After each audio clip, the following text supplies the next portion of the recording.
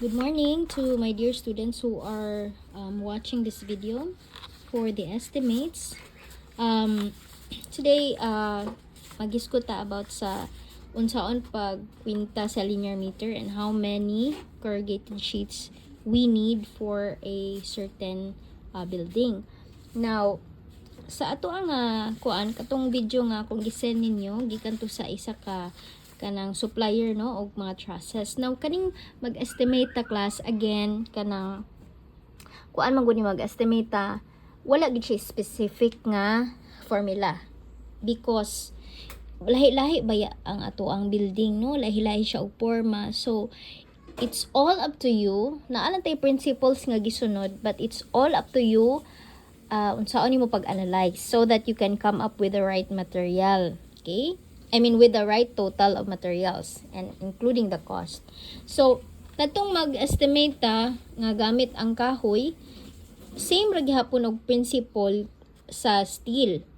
Kaya lang, kahoy lang imong gamiton, no? Same principle nga mag-agad ka sa dimension sa imong mga trusses.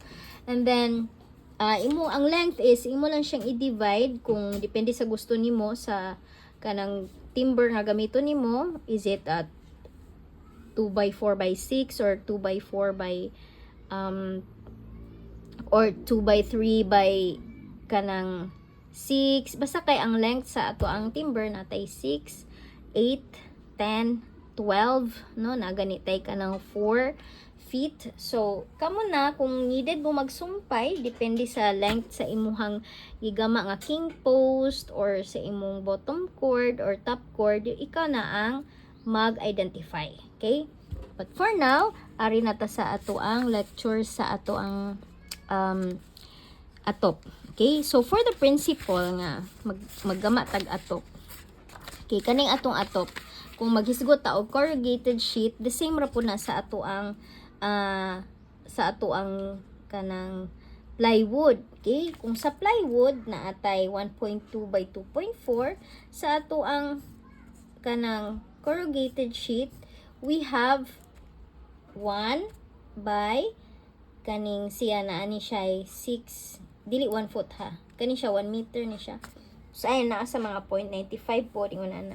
So kasagaran 1 meter ni ako i-consider na siya 1 meter. And then ang length na to is na siya sa mga 6 feet. Okay, 8 feet, 10 feet, na po 12 feet. Pero kasagaran kani ang ginagamit no. Okay, kana ang ginagamit kaning 10 ug 12. So, pwede po og 10 og 8, depende sa length. Same siya og principle sa kahoy, nga depende sa length nga gamiton nimo. So, for example, you have a shed house. Uso man na kayo ng shed house, no? Kaya nga na ang imong atop. Okay? Shed house na siya. So, you have your gutter here. No? Your gutter. So, kung wala kay kanang downspout, diretsura tubig nimo ana. And then, kana mo na imong gutter. Ay, gutter ka ng, okay? Na. And then, imong roofing, kana siya.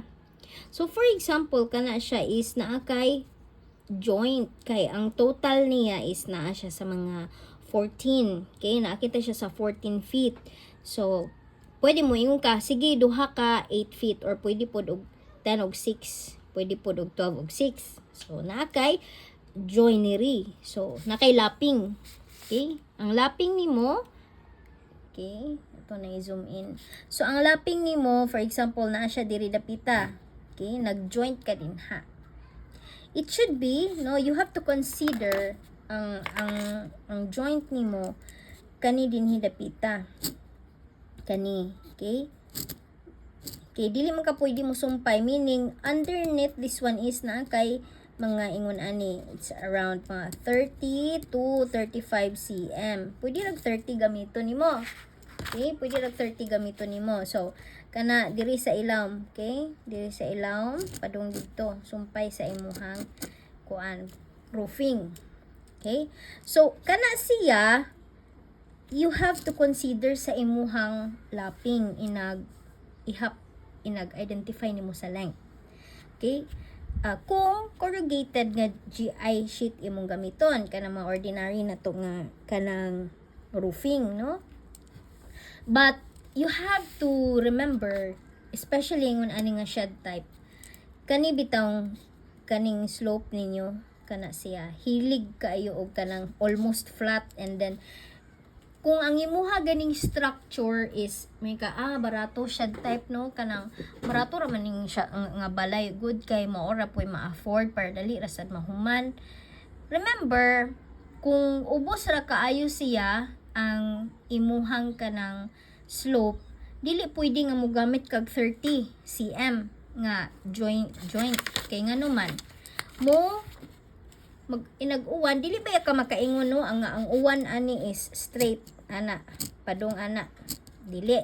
Sometimes your rain is going to be like that no, sometimes diri padung sa imong wall si kakilid the other side, sometimes gaingon ana siya ang direction patungas ang tubig, meaning to say inagnaay water nga run off diri, usahay dugay pa siya mo run off diri kay ngano man madala siya sa force sa water nga pasaka.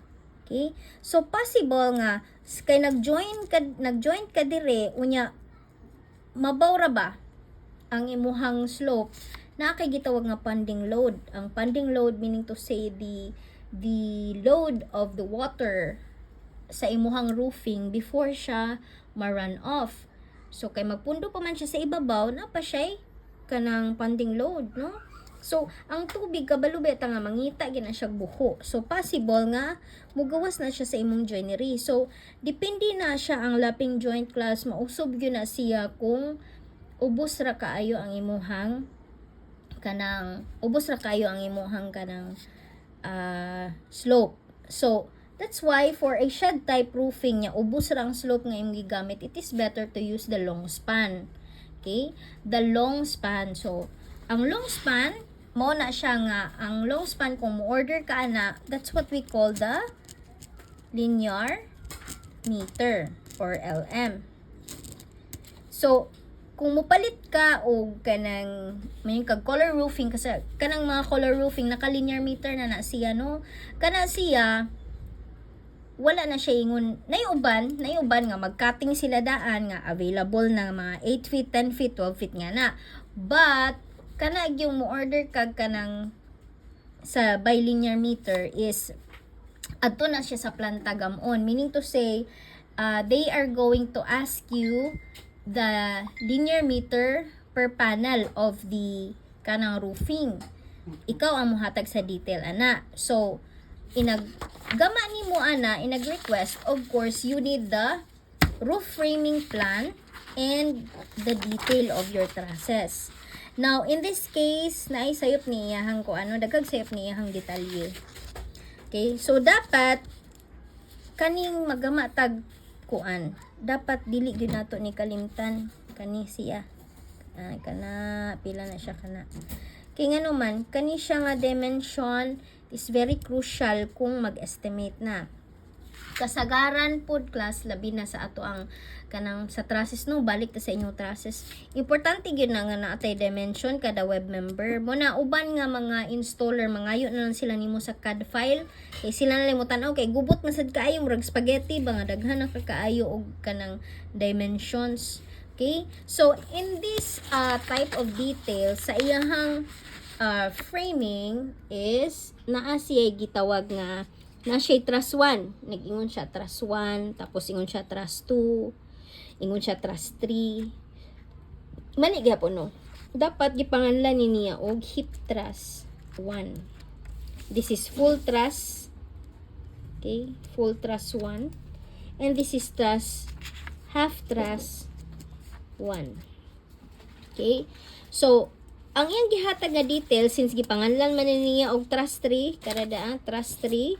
So, naghatag siya, no?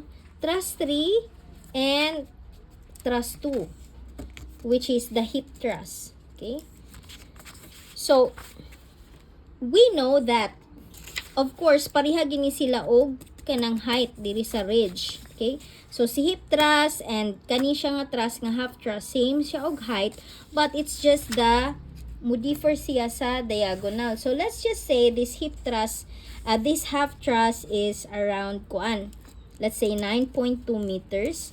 And this one is around 13.7 meters. Okay, bana-bana lang na, no? 13.7 meters. Okay, so, okay, muna na siya. And then, ang imong i-consider gid ani nga length ani sa imuhang roof framing is kani ang total. So, ingon siya dire, ang iyang gihatag nga total dire is 15, but this 15 is only column to column. Okay? Dapat yun no, na siya total. So, ang total ani is around, this is 15 meters plus 1.2 nga eaves, that is 17.40 meters, no? Mo na yan total.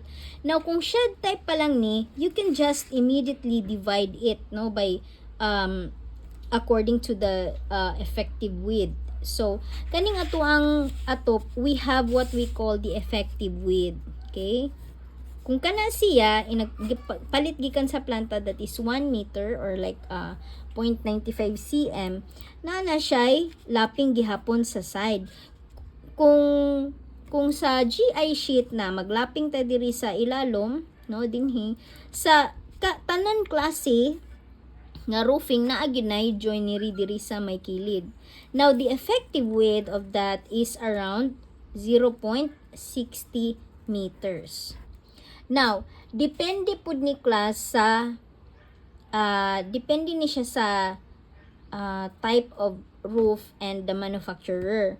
Kay na may klase-klase nga design, ay uban man gud nga design nga sa roofing, no, ginama na nila nga design naa sila kaugalingon nga effective width. Okay? Kay naa na sila technology ba unsaon nimo pagsumpay kada kanang panel sa atop. Okay? But in this case, because ga-estimate man ta, we are going to consider the effective width is 0.60. Now, in this case, kay kuan man siya, dili man siya shed type, dili na to ma-divide dayon, makita na to nga 4 agwas yan, no? Lahi siya dire, lahi dinhi, lahi po dinhi, lahi dire. Okay? So, in this case, you are going to solve this one by phase. Now, on the first phase, of course, kani nga phase ang unahon nimo. So, this area here is 4.40 ang yang gihatag nga total width. So, what you're going to do is imo na siyang i-divide og 0.60. So, meaning to say 4.40 divided by 0.60, sana naman 4.40 divided by 0.60, that is 7.3, or let's just say kanang kuan mga 8. Okay, let's say 8 kabuok na siya. Okay, 8 ka panel. Okay, 8 ka panel. Now, next na to identify is kada panel pila iyang linear meter. Now, for the linear meter, ani kamo tan-aw sa diagonal nga dimension sa imuhang atop. Kay kani ba ang butangan nimo? You're not going to have this dimension kay mabitin man ka kani siya nga dimension, this is 6.2. Unya ang diagonal is 9.2, no? Mabitin ka sa length. So kani gyud ang tan-awon nimo. Of course, very simple no nga analysis. Kani jud dapat kay mao bayan ning imong butangan sa imong atop, dili ba na sila parehag dimension. So, meaning to say 9.2 meters, you are going to order for this area. Kuan na siya. Pila to'y answer ganina? 7.3. So, meaning to say 8 pieces nga 9.2 linear meter or meters, no? Linear meter. So, 8 pieces. Okay, makita niyo mo? 8 pieces nga 9.2 linear meter. So, again, you know already nga sa other side, parehas ra pod. So, another 8 pieces nga 9.2 linear meter. Okay? The next part is kani diri. No, kani dinhi. Okay, ito i-zoom out. Kani na sa diri, no? This is the other section. Now, kani na pud nga dimension ang tan-awon nimo. This is 5.3 plus 1.2. That is 6.5. 6.5 meters. So 6.5 6.5 divided by 0.60, that is 10.8 or around 11. So, ibahino na siya nimo. 11 ka buok, ana, daghan kaayo. So, imagine lang na to, ha. Di lang na siya ingon nga 11, yun na makita nimo din, ha. Example lang na siya. Okay? 11. Imo na siya i-divide og 11 ka buok. Imagine na lang, 11 ang ako ang mga kuan na. Pila naman ni 1, 2, 3, 4, 5, 6, 7, 8. Ang kuangan. So, kana siya, nag-divide na nimo sa according sa kanang gi-divide nimo nga effective width. So, the first one, okay, you know already nga mag-cutting ka ani. So, ang imuhang kuhaon ani nga total length is kani gihapon. Okay? Kani. But mag-cutting lang ka ana. Kay ug kani nga length nga ang imong kuhaon, buslot man, dili man makaberan diri. Kani nga part. Okay? Dili makaveran ang kani nga part kung kani nga point ang imuhang kuhaan og length. So for the first kuan pligo kani ang imong kuhaon, meaning to say for this one you have 1 nga 9.2 linear meter. Okay? Now, imong ma-analyze nga on the other side same ra. Meaning to say, in this part here, okay, in this part here, you also have another 1 nga 9.2 linear meter. Also, kanipod nga part. Okay? Kanipod nga part. Tama? No. Pero ang uban ani class kanang nga mag-estimate sila, usay diri sila sa center kuan magbasi. Kay pwede man nag-isa ka pligo mo ibutang nila diha sa sentro, no? Diha sa sentro ilatag nila. Pero okay ra gihapon na siya gingon ana, no? Para dili kayo mo maglibog. Basta kay dili gyud ka mabitin sa imuhang number of linear meters. Kay, og pilay gihatag ni mga sukod, mauna na ang gamuon sa planta. Next, let's proceed. Now, for the second plane, ani na po ka. Okay? Ani na po ka nga height. Okay? Kani nga height. Ana. Ya, kanina sad nga height. Kani nga height. Kani nga height. Kana. So on and so forth until eventually you can solve how many linear meter. So, again, tanaw na nimo sa height diri. Tanaw nimo asa man ang 0.60 ana ni stop. Okay, asa man dapita. So, ari na nimo diri. Sayon ra na kayo sa CAD nimo kuhaon. Okay, sayon na sa CAD nimo kuhaon. Kung asa ni dapit diri, timan-ara nimo. Then kuano nimo sa iyang sakto nga degree asa siya nag-igo. So kuhaon nimo na unsa na nga length. Okay? Pila na siya? So you know already pila ni ang length dinhi. Also this one until moabot ka dire. Remember that this part here is the same with this one, this area here, this and this. So ang imong buhaton kung pila ni siya kabuok, no, you just multiply it by pila?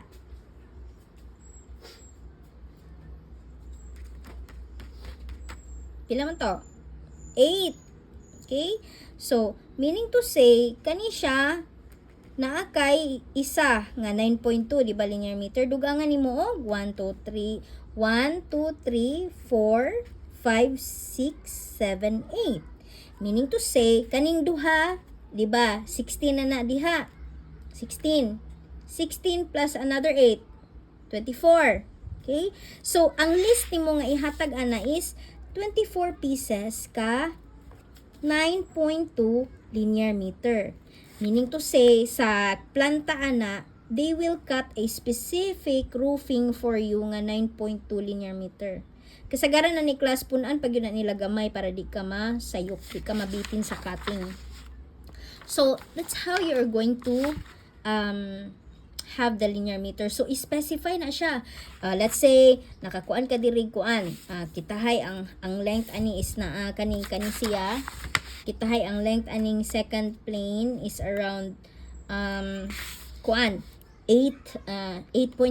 So 8 pieces ka 8.5 linear meter. And then the next one, okay, di ba 8 ba yan eh? Kay 1 2 3 4 5 6 7 8, di ba tama? And then the next one is kuan siya, naa siya sa mga 7.2. Okay, 7.2. So 8 pieces, 7.2 linear meter. Okay, that's how you are going to estimate for the linear meter. Dili siya nimo tipuon. Tipuon lang na siya nimo sa at the end na, no? At the end na. For example, the total linear meter sa tanan na nimo, no? I-multiply pa ba yan na nimo 24? No? Multiply pa ba yan na nimo? Nga na siya forma, okay? Para di mo maglibog. Let's say ato na ibalin ha. 24 pieces 9.2 linear meter. So, naa siya total diri nga linear meter. So, 24 times 9.2 linear meter. Okay. 220.8 no nga linear meter para anira, no? And then ang isa adto is 8 pieces nga 8.5 linear meter, then 8 pieces nga 7.2 linear meter. So, example lang ha. So, example naman dyan siya tanan. So, sa man ni 8.5. Tarong mo na tugsuwat be. Gubaon. 8.5 times 8.5 times 8. So, that is 68 nga linear meter. And then, kanina sang isa, 7.2 times 8. Total ana niya is 57.6. So, meaning to say, kani siya is the number of cuttings. Kani, the total linear meter. Okay? So, kana siya. Kana siya, napadyo na siya cost. For example, ang cost per linear meter is around 420 pesos. Okay? Pesos per linear meter. Okay? I-multiply pag yun na siya nimo. 220.8 times 420, so meaning kanira nga roofing mobayad na kaog 92,736. Now for this one, 420 gihapon, same raman nag price, 68 times 420 equals 28,560. And then kanina sad 57.6 times 420 equals 24,192. Okay, na per linear meter, sensya na sa agi class ha. So, kana siya, total kita po ninyo, total dire sa ubos. So, 220.8 plus 68 plus 57.6, that is the total linear meter, 0.40 linear meter. So, kari po di, total na po na nimo, 92,736 plus 28,560 plus 24,192. So, I hope sakto na, no? So, that is total cost of your roofing. Okay, ingon ana na class, katong corrugated nga sheet, you have to identify pila kabuk palito nimo nga 12 feet, ingon ana, then i-multiply ra pud nimo sa cost. Kaya ang cost manggod sa katong per pligo nga corrugated sheet, lahi-lahi man siya. So mo na nga direct counting to siya. So I hope you've learned something and dili mo kanang kuan. Di mo makalimot unsaon ni siya. Okay? You can also ask or give your details to the supplier and then sila na maghatag nimo. Pero mas nindot gyud to nga ikaw as an architect, you know unsaon pag count.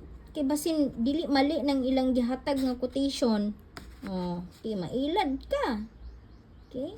Mailad ka. So, kana siya no. That's all for now. So I will see you on my next video. Bye.